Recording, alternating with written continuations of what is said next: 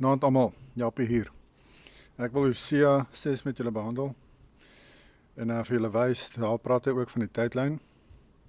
En julle sal sien hoe pas dit 100% in waar ek sê ons is op die tydlyn. Ek wil net hierdie vers in 2 Petrus 3:5 vir julle eers lees. But beloved, do not forget this one thing, that with Jehovah one day is as 1,000 years and 1,000 years as one day. So vir Jehovah is een dag soos 1,000 jaar, en 1,000 jaar soos een dag. Dit is belangrik nou dat ons gaan kyk na wat sê Hosea. Ek gaan net hierdie Afrikaans eers vir julle lees, dat julle maar eers die Afrikaans hoor, dan sal ek net die Engels hier en daar vir julle deurgaan. Kom en laat ons terugkeer tot Jehovah, want hy het verskeer en sal ons genees. Hy het geslaan en sal ons verbind. Hy sal ons na 2 dae lewend maak. Hierdie is 'n verwysing na die tweede Exodus, waar die Israel uitverkorenes bymekaar gemaak word in Suid-Afrika, soos wat Nicolaas van Rensburg gesien het, waar die stamme van Israel weer bymekaar kom in Suid-Afrika. Die wit tent op die kuslyne, dit is dit. Dis waarvan hy praat. Hulle word weer genees, en hy sal ons na 2 dae lewend maak. Onthou die vorige vers wat ek vir julle gelees het, 'n dag is soos 1,000 jaar. Hy sê, hy sal na 2 dae, so na 2000 jaar, sal hy hulle weer lewend maak. Hy sal weer die 12 stamme, of jy kan sê 13 stamme, bymekaar bring. Op die 3de dag, ons laat opstaan. So, na die 2000 jaar, tydens die 3de 1000 jaar, sal hierdie goeters gebeur, sodat ons voor sy aangesig kan lewe. En laat ons ken, laat ons dit najaag, om Jehovah te ken. Sy opgang is so seker soos die dagbreek, en hy sal tot ons kom soos die reën, soos die laatreëns van die aarde, wat die aarde besproei. Ek gaan gou die Engels, die video nie te lank maak he. So kom ons kyk hier na die Engels gou. Come and let us return to Jehovah, for he has torn, but he will heal us. He has stricken, but he will bind us up. Ja, Jehovah het ons geskei, die Israel, maar hy gaan hulle weer genees, hy gaan hulle weer bymekaar maak, en hy gaan weer met hulle trou. Daar is ander profesieë in die Bybel wat dit duidelik sê, dat hy weer ons gaan trou, die volk gaan trou, 'n nuwe verbond met hulle sluit. After 2 days, he will revive us. Dis is die doodsbenere van Esegiel 37, wat Jehovah weer lewend maak, die nasie wat hy weer oprig. After 2 days, so na 2000 jaar, gaan hy die volk bymekaar maak. So tydens die 3de 1000 jaar, on the 3rd day he will raise us up, that we may live in his sight. Let us know. Let us pursue the knowledge of Jehovah. His going forth is established as the morning. He will come to us like the rain, like the latter and former rain to the earth. Ja, en ek glo dit kan ook verwys na die eerste en tweede Exodus. Die former is die eerste Exodus en die latter is die tweede Exodus. En dit is ook die 2 verbonde wat hy, die oorspronklike verbond, die huweliksverbond van die eerste Exodus, en dan die tweede huweliksverbond van Jeremia 31, wat hy gaan sluit, nadat die uitverkorenes bymekaar gekom het in Suid-Afrika. Hierdie goed is om die draai, mense. Dis waar ons is op die tydlyn. O Ephraim, what shall I do to you? Nou Ephraim is 'n verwysing ook na die 10,5 stamme. O Judah, what shall I do to you? Is verwysing na die 2,5 stamme. Dit is basically die 12 of 13 stamme, hoe jy dit ook al wil sien. Hoekom ek sê 12 of 13 is, want Jakob het mos gesê, Josef se 2 seuns is nou sy seuns, en dis hoekom ek sê 13 stamme. O Ephraim, what shall I do to you? O Judah, what shall I do to you? For you, your faithfulness is like a morning cloud, and like the early dew, it goes away. Ja, hy sê maar net dat hulle het weggeval vinnig, hulle het nie lank Jehovah gedien nie. Hulle was nie verlang gehoorsaam aan sy gebooie nie, hulle het ons gemeng met die ander nasies om hulle. Dit is een van die hoofredes natuurlik hoekom Jehovah hulle geskei het. Therefore I have hewn them by the prophets, I have slain them by the words of my mouth. Hierdie is ook maar, die slain by the words of my mouth, kan ook 'n verwysing wees na sy tweede koms, wat rondom 70 na Christus gebeur het, toe hy die nasies geoordeel het met die swaard van sy mond. Ons lees dit ook natuurlik in Openbaring 2 en 3, waar hy praat met daardie 7 gemeentes, en hy sê vir hulle beter hulle lewens regkry, want hy kom terug in hulle generasie en hy gaan hulle oordeel met die swaard van sy mond. Hy wil hulle nie onkant betrap nie.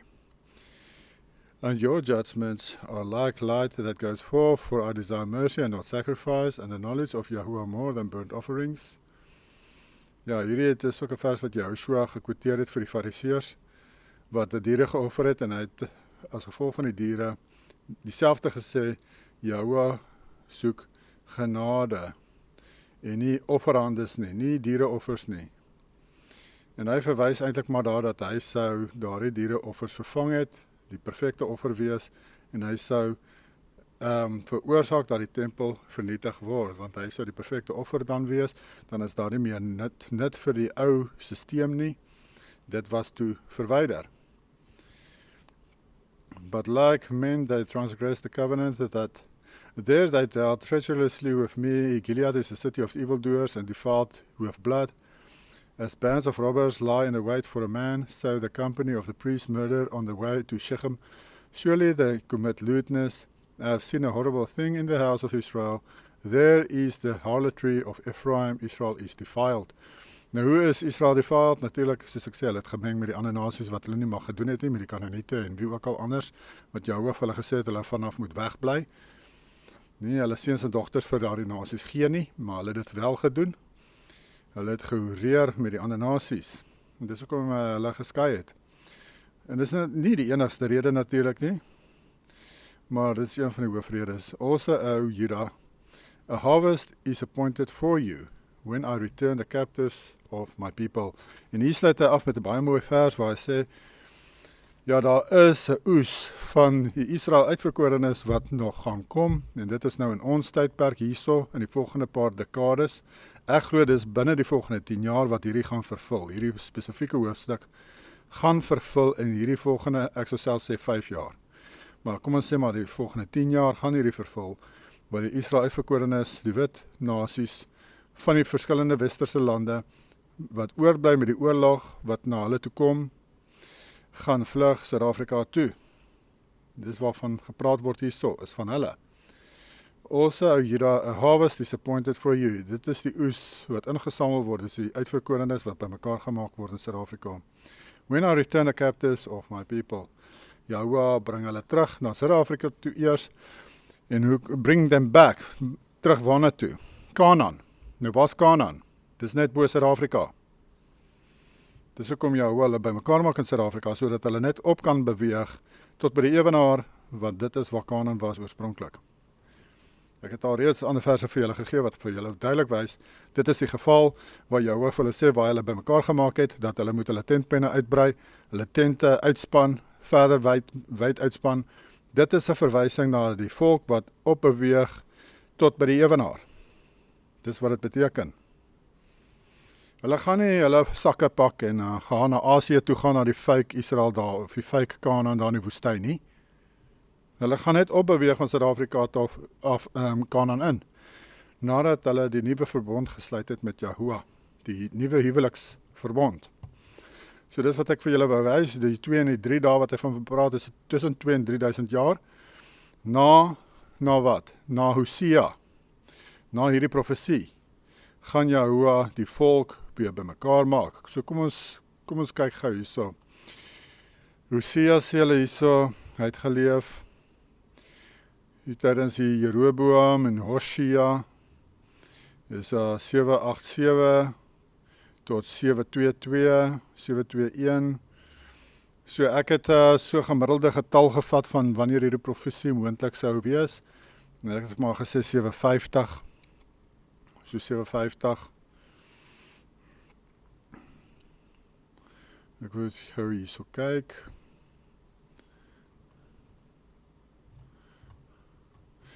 So Hosea is 750 BCE, voor Joshua se koms.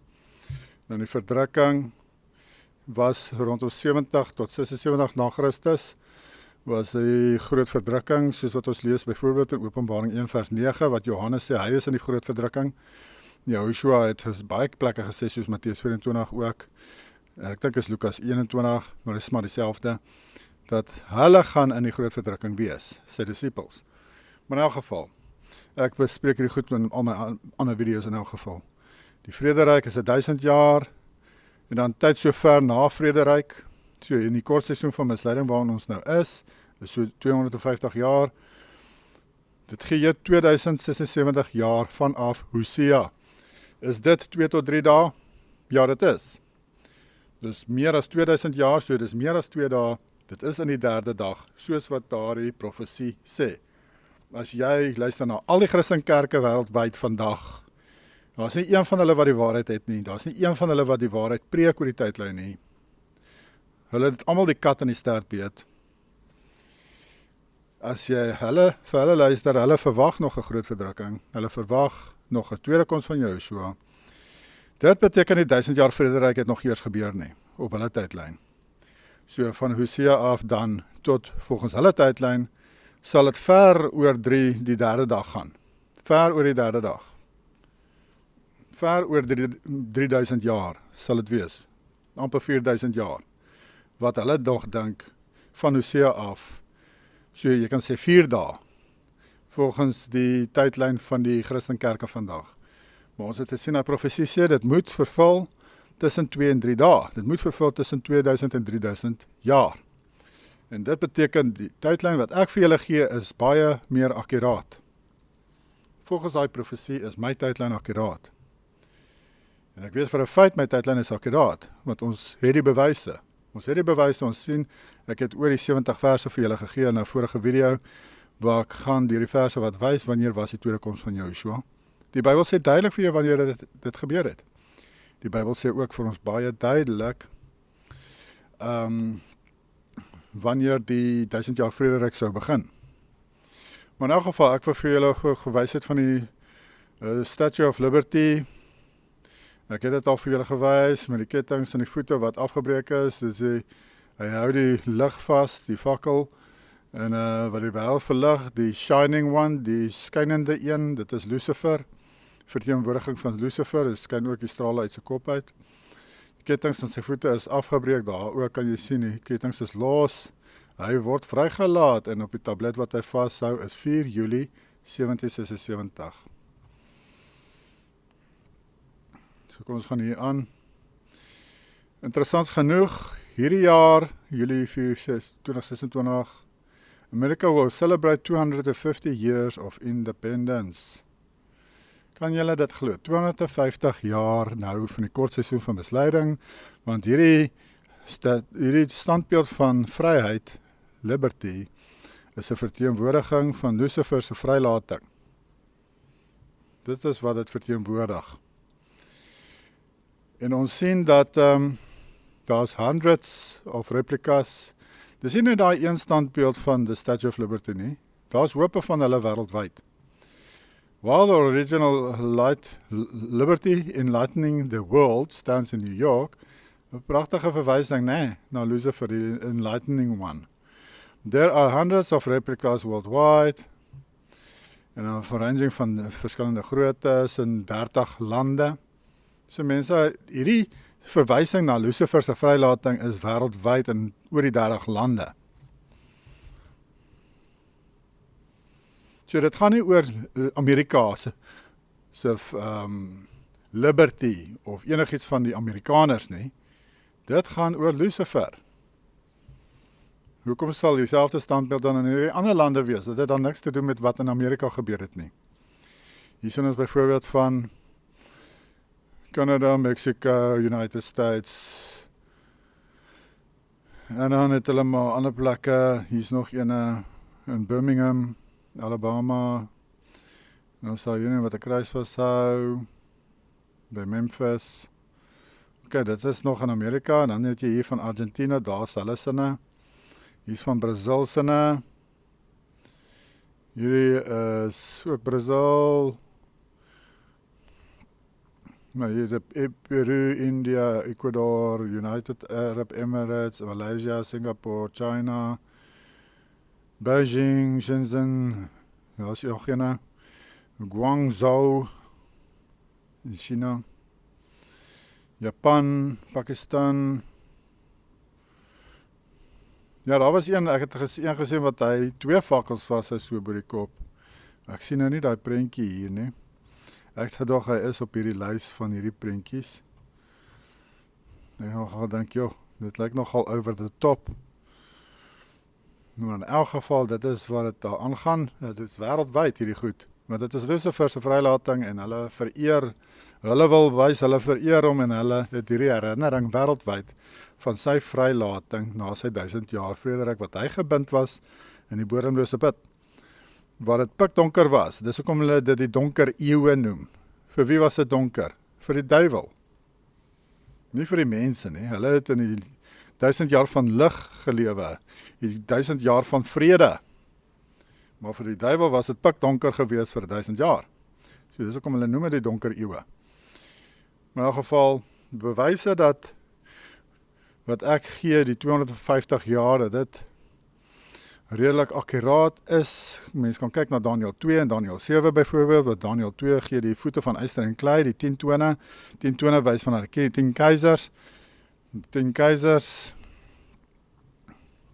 Julius Caesar, Augustus, Tiberius, Gaius, Claudius, Nero. Nero is ook die eerste antichrist. Sy numeriese getal van sy naam, van Nero keiser, is 666. Dan het jy Galba, Otho, Vitellius en dan hierdie drie het vir binne 'n jaar is hulle al drie doodgemaak. En toe het Vespasian by hulle oorgevat. Flavius Vespasian is die pa en Titus Vespasian is die seun. Hy is die klein horingkie wat saam sy pa regeer het. Maar sy pa was nog steeds die hoof regeerder gewees en die seun het net van sy pa se rolle vervul in die amp. Maar hy was nie die hoofregeerder soos sy pa nie. Titus, hy was die klein horingkie. Sy pa was die groot horing. En dan, wat was ons nou, Daniël, net vir julle wys, Daniël 7 praat ook dieselfde, hy sê vir ons duidelik, wanneer het die 1000 jaar vrederyk begin? The 10 horns are the 10 kings who shall arise from the kingdom. Hy praat van die 4de dier, dis Rome, en klomp plekke in Daniël verwys hy na die 4 diere, en dan die 4de dier is Rome. Die standbeeld wys hy die bene van yster, wat Rome is, en yster en klei, die tone en voete. Dit is Israel, 'n vermenging van Israel en Rome. So mens weet nou by wanneer in die tydlyn dit was. En dan het die 10 tone, dit is die 10 keisers. Dit gee vir baie duidelike riglyne van wanneer dit gebeur het, wanneer dit vervul het.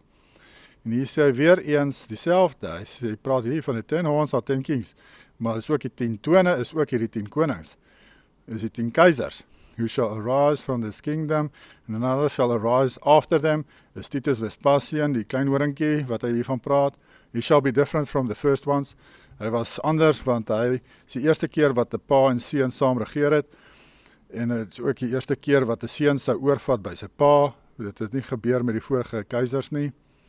En hy was ook die eerstgeborene, so hy was die oudste, so hy is ook 'n prins, en 'n ander hoofstuk van Daniël noem hy hom die prins. And shall subdue 3 kings. Dis hy Galba, Otho, Vitellius is subdue, maar ook aan die Hebreëse kant en die Judea se kant het hy ook 3 leiers subdue daai kant. Onthou, dis 10 tone van yster en klei. So aan die klei kant, aan die Israelse kant, was daar ook 10 leiers.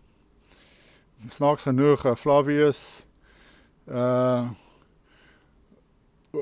wat is hy, sy naam is ook Flavius, die historikus. Hy was ook een van die 10 leiers gewees oorspronklik.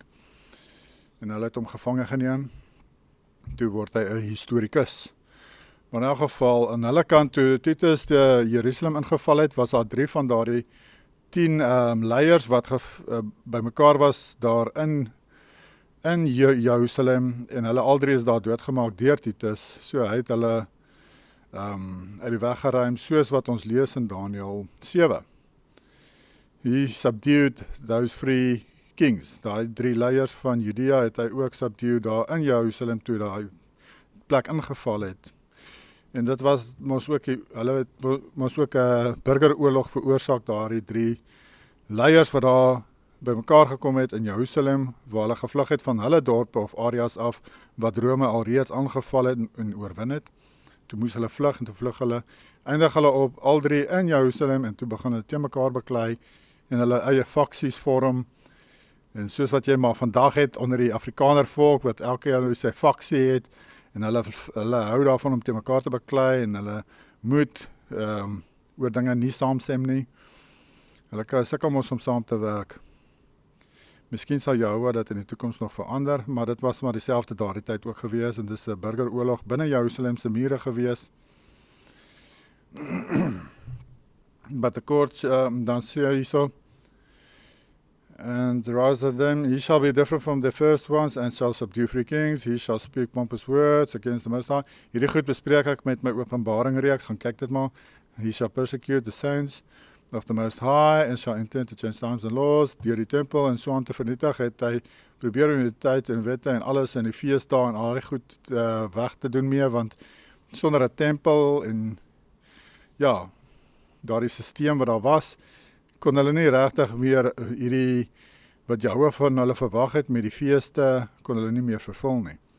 Then the saints shall be given into his hands for 10 times and half a time, vir 3,5 jaar was hierdie goed aan die gang daarso, en was die siege wall, daar die muur om Jerusalem gebou, wat die mense verhoed het, dat hulle daar kon uitkom, so erg gewees, dat hulle begin het om hulle kinders te eet. Dis so erg daar was mense, dit was die groot verdrukking vir Judea. Openbaring gaan oor Judea se oordeel, oor die 2,5 stamme. But the courts shall be seated, and they shall take away his dominion, to consume and destroy it forever. So wanneer het hierdie gebeur? Toe Titus Vespasian, wanneer is die regeringskap van hom al weggeneem, van hom en sy pa? He said it. Dis tydens hulle regeringskap daar rondom 76 na Christus. Hier sien ons Flavius Vespasian die pa, hy het volgens die geskiedenisboeke regeer tussen 69 en 79 na Christus. In daardie tyd het die 1000 jaar vrederyk begin, mense, volgens Daniël 7. Daniël 7 sê, tydens hierdie regeringskap van die pa en die klein horingkie sy seun, was die regeringskap van hulle af weggevat. But the court shall be seated, and they shall take away his dominion, to consume and destroy it forever. Then the kingdom and dominion and the greatness of the kingdoms under the whole heaven shall be given unto the people, the saints of the Most High. Dis die saints, die gelowiges, die heiliges, wat saam met Yahushua sou regeer op die aarde. His kingdom is an everlasting kingdom. Toe het Yahushua regeringskap oorgevat, en hierdie heiliges het saam met hom regeer, vir 1000 jaar. Duidelik sê die Bybel vir jou, wanneer het hierdie goed gebeur, so dan kan jy nie na die geskiedenisboeke toe hardloop van die kamstige history, geskiedenis van Rome, en sê, maar hier sê hulle, in 476 het dit eers gebeur, of wat ook al gebeur, gaan kyk wie daai boeke geskryf. Die vrymesselaars het daai boeke geskryf. Dis is daar om jou om die bos te lei. Hulle het daai boeke saamgestel, om jou om die bos te lei, sodat jy moet kies, gaan jy glo wat die Bybel vir jou sê, soos wat ek nou hier vir jou wys, of gaan jy glo wat daai vrymesselaar, daai vet vrymesselaar wat daai boeke geskryf het vir jou sê. Nou moet jy maar kies, gaan jy vir daai oukie luister wat jy nie eers ken nie, of gaan jy vir jou skepper luister, wat hierdie goed openbaar het aan Daniël, in die Bybel. Ja, ons het daardie gesien nou, nog 'n bewys natuurlik van dit was rondom 76 na Christus, as ons gaan kyk in die Geneva Bybel, 1599 Bybel, onder Openbaring 20 vers 2, hier by hierdie, ek gaan nou uit, as jy daar gaan, daar klik daar, sien jy, hier verduidelik hy hierdie wat hy praat van 1000 jaar, van die Satan Lucifer wat gebind word vir 1000 jaar, in die voetnotas is daar geskryf, the first wherefore continuing this history with the end of chapter 12, is the 36 years from the passion of Messiah, when the church of the Jews being overthrown, Satan essayed to invade the Christian church gathered on the Gentiles, and to destroy part of her seed. Then the 1000th year followed precisely upon the times of that wicked Hildebrand, who was called Gregory the Seventh, a most damnable necromancer and sorcerer, whom Satan used as an instrument when he was loosed out of his bonds. So hier sê, hierdie ou Bybel vir jou, Satan is losgelaat tydens die regeringskap van hierdie Paus Gregory die 7de. Nou kom ons gaan kyk, Paus Gregory die 7de. Hy was die paus van 22 April 1073 tot, en sy dood is 1085. So tussen 1073 en 1085 was dit die einde van die 1000 jaar vrederyk. Want hy sê daarso in daai ou Bybel in die voetnotas dat Lucifer het hierdie paus gebruik om baie mense te vervolg. En soos ek sê en soos wat ons kan sien wanneer die Flavius Vespasian regeer het tussen 69 en 79, hierdie ou tussen 73 en 85. Dis 'n klein venstertjie mense van 10 jaar omtrent wat jy nou kan sien. Dis wanneer die 1000 jaar vrederyk begin het. En as ons kyk na die standbeeld van Lucifer, wat die Statue of Liberty genoem word, dan sien ons die datum is 1076. Dis 1076. Ja, nou sê julle maar, nee man, daar staan dan 1776. Ja, hulle het die tyd verander. Hulle het 700 jaar bygevoeg by die tydlyn om jou te mekaar te maak, dat jy nie weet waar is ons op die tydlyn nie. Maar oorspronklik is dit 1076, toe Lucifer losgelaat is. Val pragtig in die tyd van die regeringskap van hierdie paus. En ook die begin van die 1000 jaar vrederyk val pragtig tydens die regeringskap van Flavius Vespasian. As dit 76 na Christus begin het, en 1076 na Christus het dit geëindig. Baie mooi pas hierdie goed so in mekaar, né? Gaan kyk maar na Gunnar Hansen, argeologie, hy het met argeologie bewys dat hulle 700 jaar bygevoeg by die tydlyn. En hier het ons, interessant genoeg, die Bavarian Illuminati was officially founded on May 1, 1776. Hoe kan jy nou meer? Hulle het ook begin presies die jaar wat Lucifer losgelaat is. Hulle missie, founded during the Enlightenment. Wat se Enlightenment is dit? Hulle sien mos Lucifer as die skynende een. Dit is wat hierna verwys. Lucifer het gekom om verligting te bring. Nie om lekker dit te maak vir die mense nie, maar die valse lig, om dit te kom skyn op die aarde. The group aimed to combat superstition, religious control over the public life and the abuse of state power by monarchs. Ja, hulle het hierdie vorige regeerders, wat daar was tydens die 1000 jaar, wat nie weg kon kom saam met Jehoshua, met sy stad en so aan nie. Hulle het mos hulle self onttrek na die 1000 jaar, Jehoshua en die gelowiges, en van wie ook al getrek het na daardie plek toe, wat betyds daar kon kom. Hulle is saam weg. Maar van die mense het agtergebly, ja, en dit is van hierdie monarchs en so aan, hulle is toe maar weggedoen mee. En hier praat hy van superstition, want hulle het begin om die mense te leer van, daar is nie so iets, soos 1000 jaar vrederyk, en hulle het mense vir daardie redes, glo ek, was een van die redes, is van 'n lys van goed wat hulle die mense voor in die malhuise gegooi het. Een van die goed is van religious redes. So as mense begin vir ander mense gesê het, maar Jehoshua, die Messias, hy was hier, hy het regeer, en dis wat hy ons geleer het, en so aan. Dit val onder daardie ene mense van die religious ideas, wat jy deel met die ander mense, dan gooi hulle jou in die malhuis. Vir 100 jaar of so het hulle hoope mense in die malhuise gegooi, en hulle het die kinders gevat, en hulle ander goed begin leer, so dit was maar, binne een generasie basically, het Lucifer ontslaag geraak van hierdie geloof, beliefs van die ouers. En die kinders het toe nie geweet wat het gebeur in die verlede nie. Maar daar was niemand om dit vir hulle te vertel nie. Almal wat geweet het is weggevat, is in malhuise gegooi en is doodgemaak. Maar in elk geval, kom ons gaan verder hierso.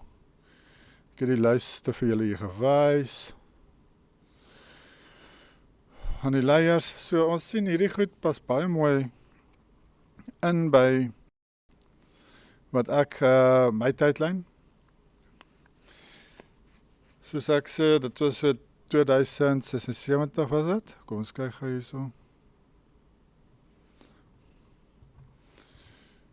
2076 jaar vanaf Hosea. Van hierdie jaar, is omtrent so 2076 jaar dan, vanaf Hosea. Maar soos ek sê, ek het maar 'n gemiddelde getal gevat van so 57, as jy kyk na die tyd wat Hosea geleef het. En maar is meer as 2 dae, ten minste, tussen 2 en 3 dae, soos wat daardie profesie sê in Hosea 6. So dit is 100% akkuraat dan.